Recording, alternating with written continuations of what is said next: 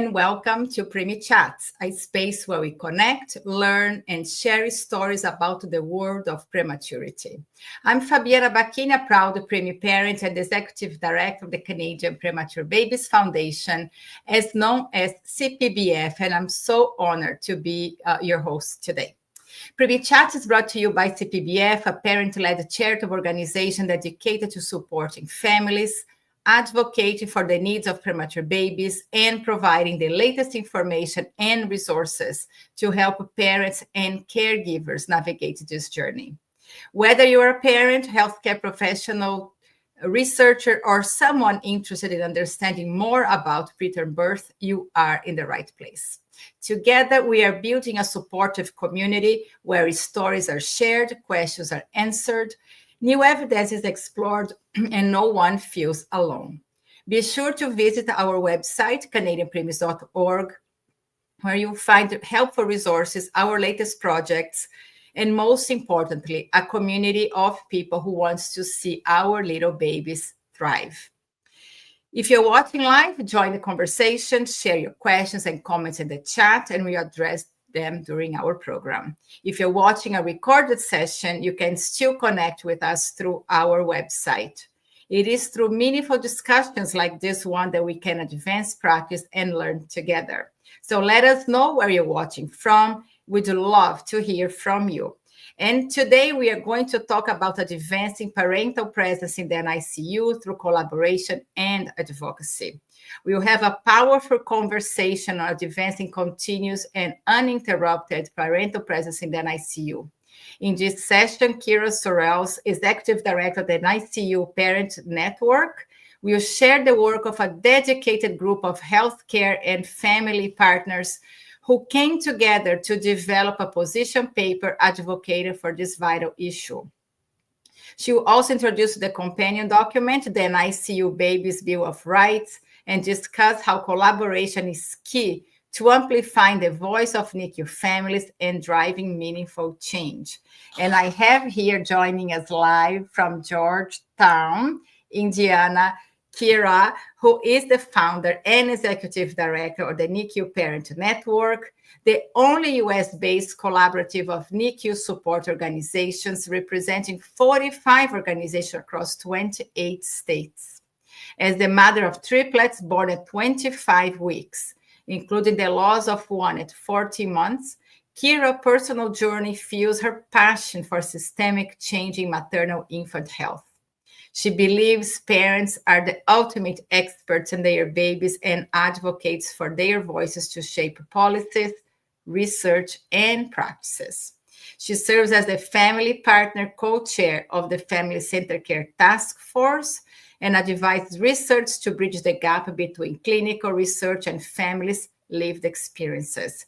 A champion from inclusivity and belonging, she works to ensure NICU care systems reflect the needs of those they serve. Through collaboration and advocacy, Keira continues to drive meaningful progress for NICU's families nationwide. Keira, thank you so much for joining us here today.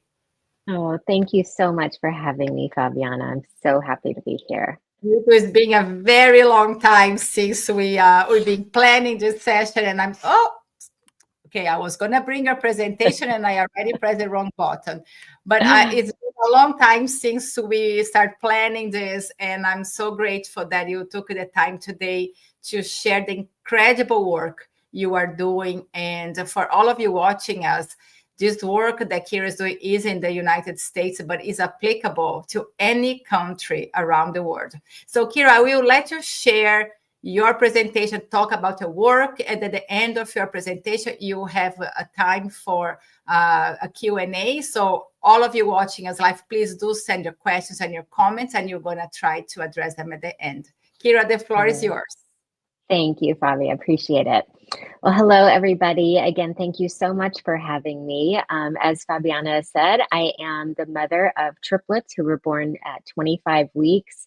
I have two survivors who are just about to graduate from high school.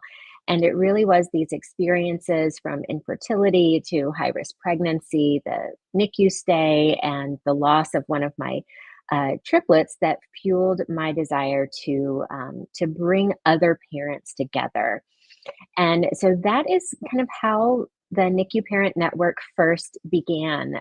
We launched officially in 2012 with just 6 parent-led organizations from around the US.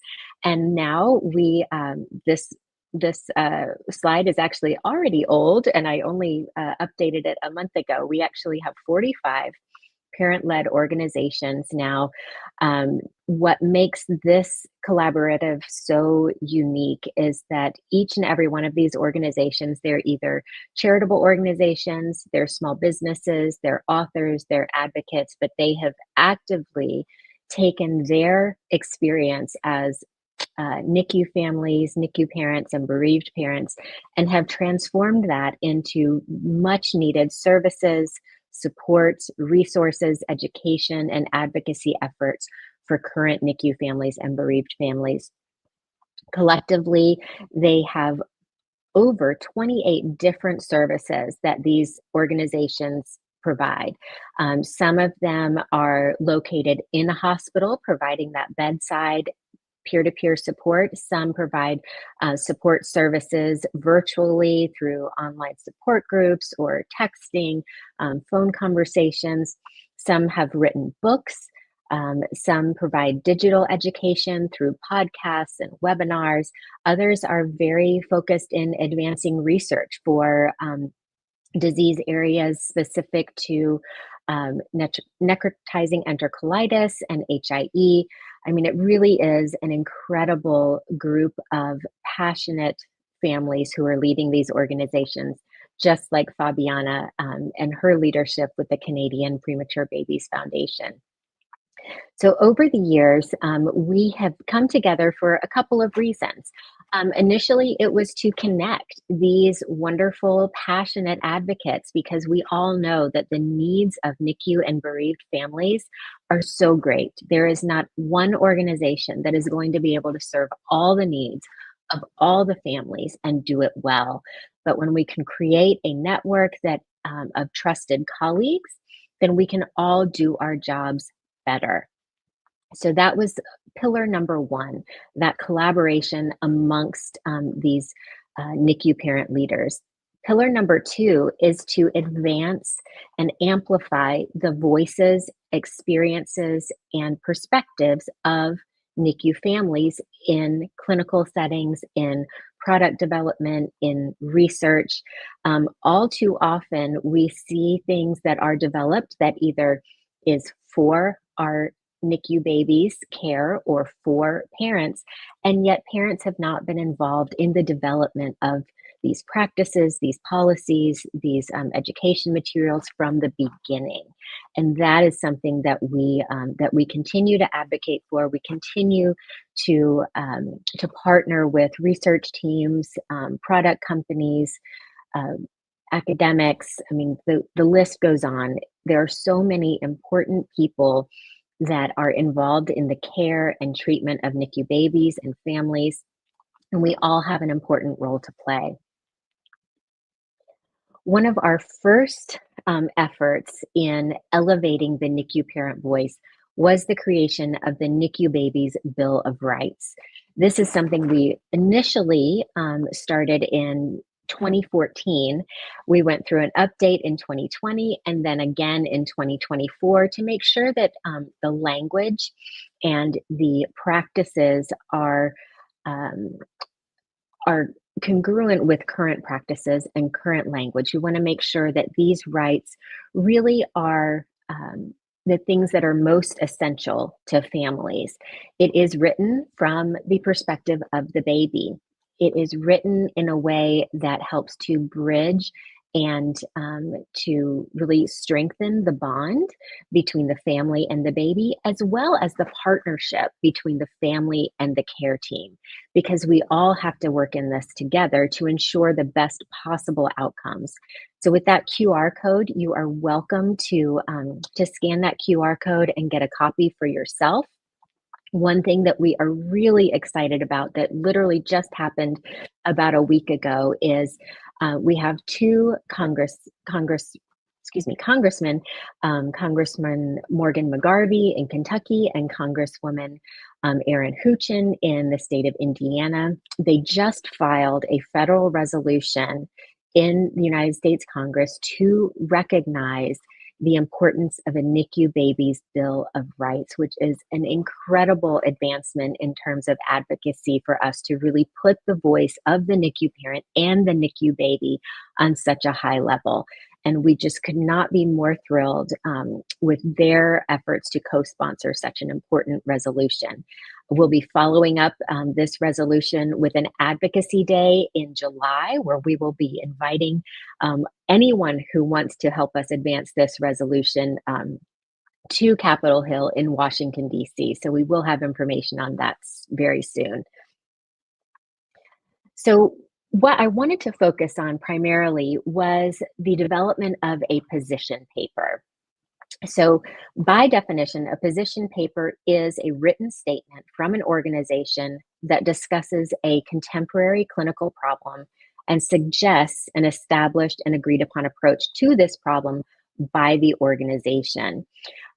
It was important for us because this is one way that a lot of advocacy organizations and healthcare organizations say, this is what we believe in, and this is what we believe should happen to solve a problem.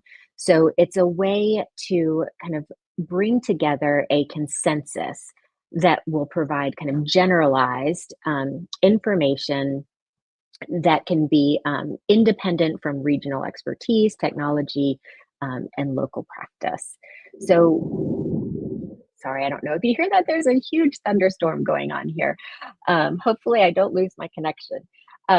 So our very first position paper, which again, you can scan this QR code to check it out yourself, was on NICU parent-led peer-to-peer support services that we believe as NICU Parent Network that every hospital should have an established peer-to-peer support program that is led by veteran parents. This was the first one that we developed a few years ago. We followed this up last year with the continuous and uninterrupted family presence in the NICU. Again, feel free to scan that QR code for a copy for yourself. In this instance, this really was fueled by something that has long been an issue, and that is the separation of families and babies in the NICU. I think that this really came to a head because of COVID, when we had a lot of restrictions that came into place. And so it was important for us to take a look at what we always have known to be true, that families are essential to the cognitive neurodevelopmental outcomes of their babies, and that we need to promote continuous and uninterrupted family presence in the NICU. So why this topic? Again, this was one of the things that was most critical to our members. That's something that we feel very strongly about in how we run our network, is that we are constantly in conversation with our members to understand what is it that your families are, what are they experiencing right now? What is most critical? What do you need support in to advance your mission? So led by our current board president, Jennifer Deagle, who is with Speaking for Moms and Babies. She's also on the board of the NIDCAP Federation and the International Neonatal Consortium. She helped us convene a multidisciplinary group with the NIDCAP Federation International, the Family Centered Care Task Force, the National Perinatal Association, the National Network of NICU Psychologists, and the National Association of Neonatal Therapists, because we really wanted to bring together not just the parent perspective, but these very important clinical perspectives to make sure that what we were saying as parents was backed up by science and research. So again, I really hope that you're able to download a copy for yourself. I'm going to go through it just very briefly and happy to take questions later. But I mean, the whole point is that our position, our collective position alongside these medical professionals, is that we advocate for all NICUs to consider parents as their baby's primary caregivers and essential equal, and integral members of the care team. From admission through discharge, hospital policies and bedside care should encourage and support continuous and uninterrupted presence and participation. We go through then a segment on the rationale behind this, and then have several implementation recommendations. You can see them each listed out here, and then in the paper itself, you'll be able to read through how those implementation recommendations could occur. Everything from legislative policy to peer-to-peer support, communication and collaboration, having mental health therapists in the NICU. Again, considering infectious outbreak, because we know from the COVID-19 pandemic that is something that certainly could happen again. We hope not, but we have to be prepared, and we have to make sure that these interruptions of the parent and baby do not happen again. So again, I'm happy to talk more about this. I would love to be taking some questions. Please scan that and download the paper yourself, and just happy to get to a discussion next. Keira, thank you so much for shining a light to us and all this amazing work that you've been doing in US. This is a passion of mine to talk about parental presence in the NICU, but how to engage the parents, involve the parents in the care of their babies. And sometimes I feel we've gone so far, but then you go visit the hospitals, go to the NICUs, and we see an empty NICU with no parents. So this is what I see in Canada. I know we are neighbors, but we have very different healthcare systems. US is still fighting for extended parental leave for families, because many families go back to work right away after they deliver the baby. So we do have some differences. But from your perspective in US, where is the main barriers to to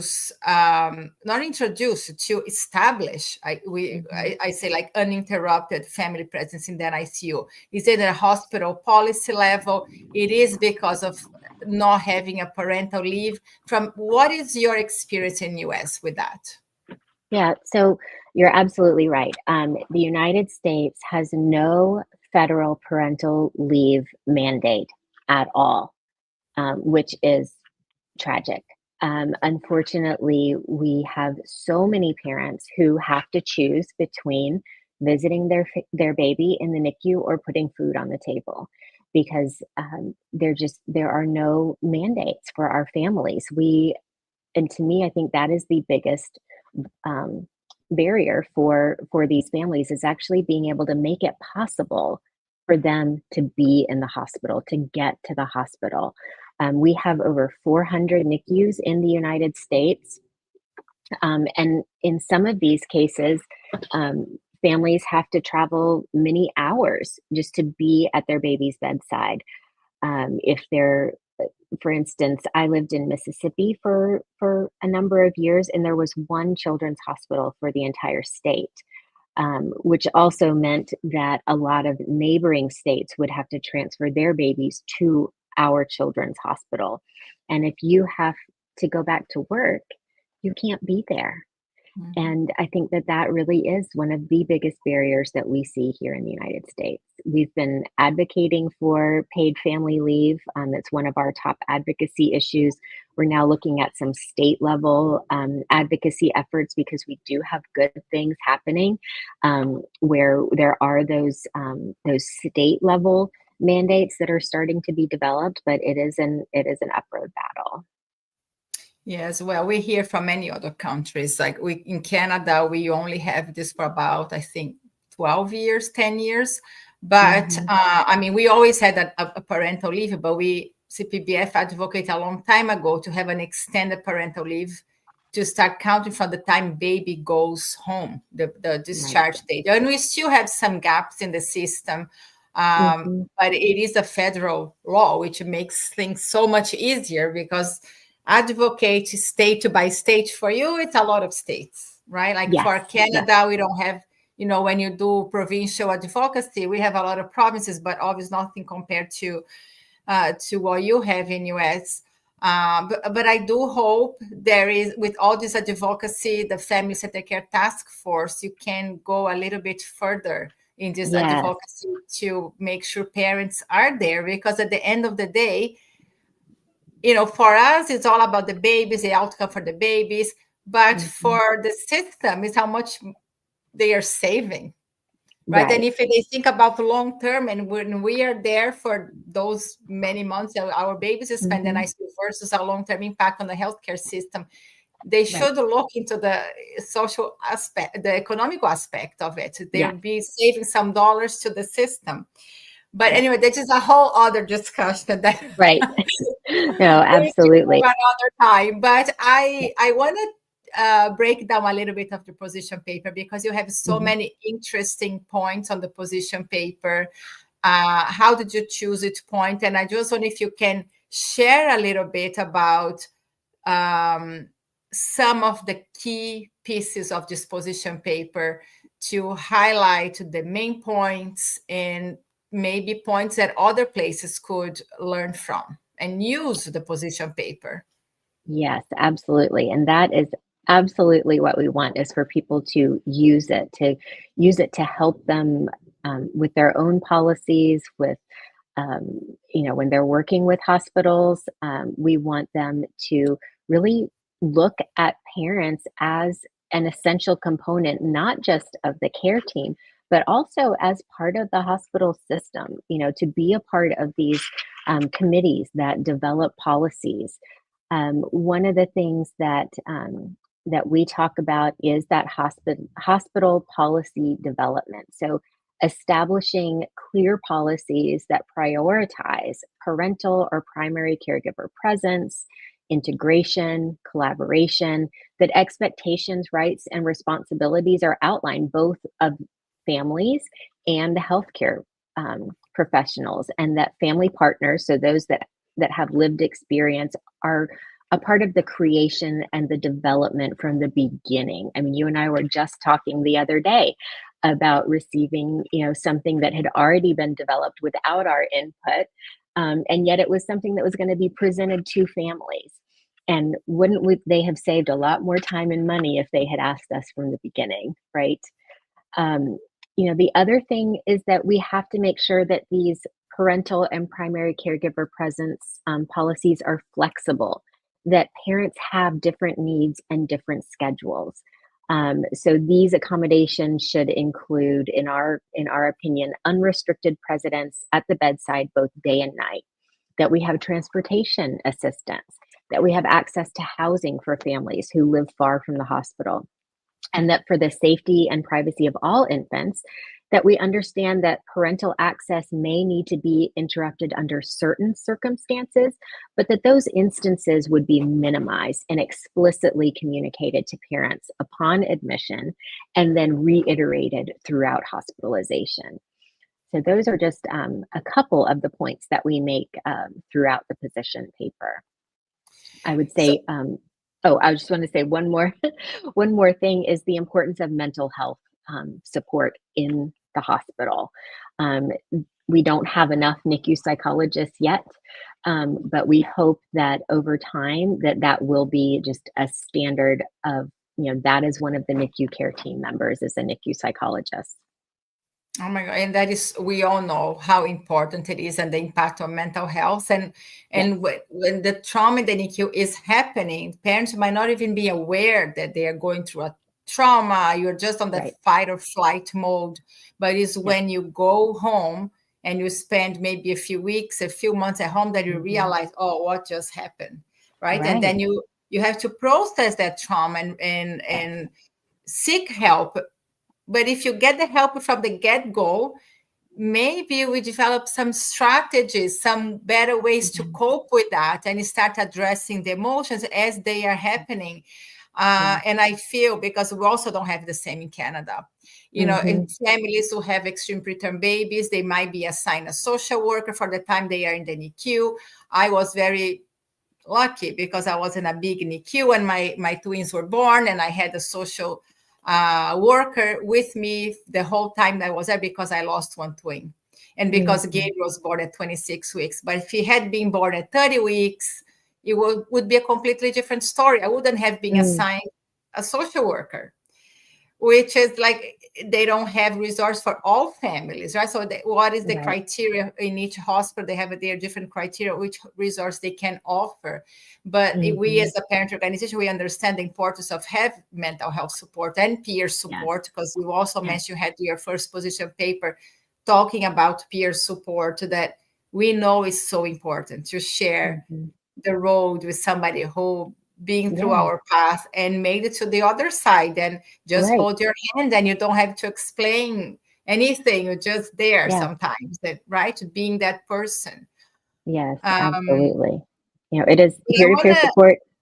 Oh, I was just going to say, peer-to-peer support is an evidence-based mental health intervention. And it's something that I think is really critical for our particular population of families. And for a long term, it's not only for the time you're in the NICU, right? I think peer support for preemie parents is something like I've been out of the NICU for 12 years, and I still have, that peer support group that, yes, we've been through that together and we support one another. Yes, absolutely. But I want to ask about the parents that you mentioned involved in policies in the hospitals. Did you notice, like during the pandemic, when the pandemic first started, all the parent advisors, were they part of decision making in US? Were they helping those policies? Because for us, it was a completely cut off here. No, yeah, we had the exact same. And that was one of the surveys that we did of our members, was their experience. And these were, this is even, we're even looking at, like you, organizations that have long-term hospital relationships. They've been there for a long time. They've worked together for a long time. And all of a sudden, they were cut out. I think we only had one organization that had a presence in 3 hospitals that never had to leave.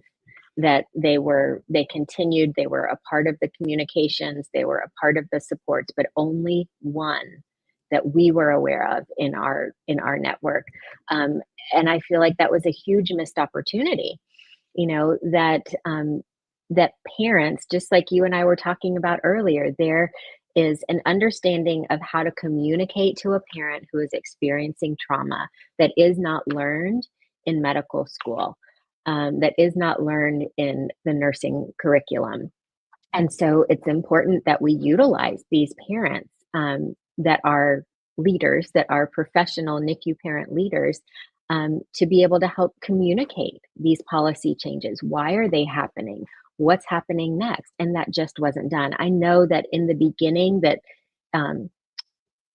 every hospital system was under extreme stress and were, maxed out to the limit in so many different ways. But the fact that it continued that way for so long is what I think is really tragic in the whole experience. But yeah, unfortunately, no, the members that we have were not involved in most of the communications to the families. Yeah, it was the same for us here. But I think that's why it's so important to have such a position paper, because if you have those things implemented now, if there is another crisis, another pandemic, you have the system in place for that, how to address, right? And understand the importance of having the parents there, not the parent partners as advisor, as well as the parents by the bedside, because we did so much work during COVID to weigh the benefits versus harm of not having the parent with their babies in the ICUs. And so many years later, we see the families were in the NICU in 2020, 2021, when the restrictions were, I don't even like to remember how they were, when parents were not allowed in the hospital. And we see those families now in the community, like they struggle. We saw families who lost a baby and only one parent could be there. So we saw it all. And we see the impact on the families 4 or 5 years later. And we really, I feel this position paper is so important for everyone to look at and consider implementing a lot of those items from the position paper, if not all, because the trauma these families face, it's real. And it's up to all of us to work on this together, parent organizations with the healthcare system, and have people who are actually open to listen and to take the necessary steps. Otherwise, you're not going to advance. And it feels like, okay, you make some steps forward, and then these things happen, and you step back so many years of advancement. I know. It's, so many of our implementation recommendations align with what your present study revealed. And so I'm really happy to see like our work together with the Family Centered Care Task Force in creating a toolkit that will help guide hospitals in how to keep families together with their babies. Keira, but for people who are joining us now, and this position paper, it is not for the parents who are currently in an ICU to take the position paper and to the NICU. You really want a system change where you don't put the stress on current families there, because they should not be there advocating to be there. They should be there parenting their baby, right? It's up to us, parent organizations with many of these networks that you mentioned, to work together to make sure they are implemented. So I just want you to talk about this, because sometimes you have a lot of current parents in the NICU and you don't want to add stress to them.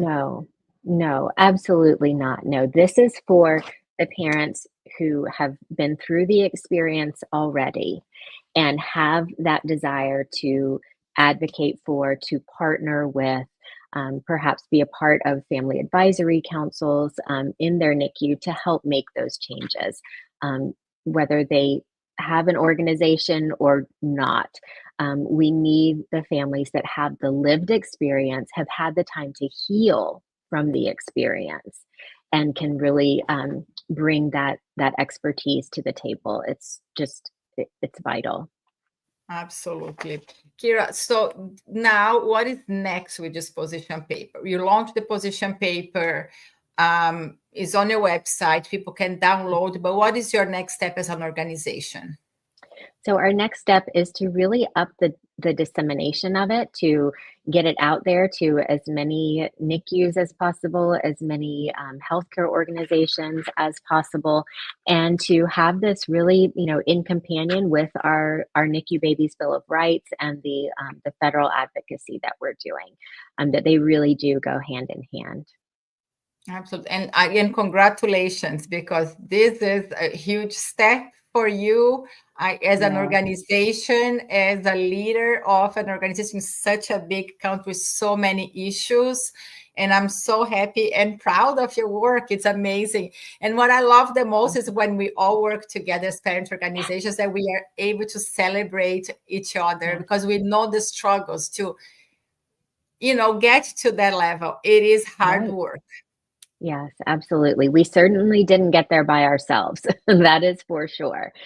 We have a lot of wonderful support in the community, in industry, in academic societies. I mean, it is not just us, for sure. And it takes everybody to make these true systemic changes.